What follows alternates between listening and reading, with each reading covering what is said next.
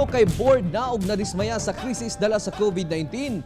Gisunog sa usa ka lalaki ang usa ka classroom sa eskwelahan sa Pagadian City. Ano ang report ni GMA Regional TV News Stringer Aude Hampong. Pipila ka gamit dining kindergarten classroom sa Lala Elementary School sa Barangay Lala, Pagadian City ang nangadanyos. Human gisunog kuno sa usa ka lalaking giingong board na og nadismaya na sa krisis tungod sa COVID-19. Matod sa Pagadian City Police, misulod ang mga lalaki pinaagi sa bintana sa classroom dayon sindi sa mga gamit. Namatigda na lang sa mga tanod sa lugar nga nagkalayo na ang classroom. Busa girespondihan gilayo nila kini og napalong dayon ang kalayo. Apan wala na naabtan sa mga tanod ang sospek. Mayo na lang kay mitabang ang mga residente og naaresto dayon ang sospek.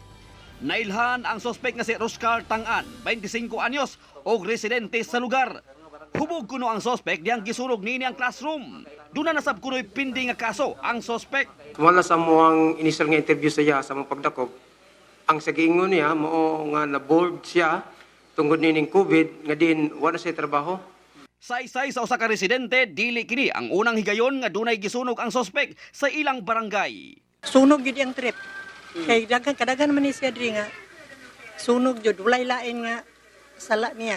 Hinuon giangkon sa sospek nga nagapanunog siya sa ilang lugar. Apan dihang gipangutana kung may kalabutan siya sa pagsunog sa classroom. Pero katong gisunog sa eskwelahan, ini gabuhat ato dili. Budlang sila sa may kabalo kay nakakita sila.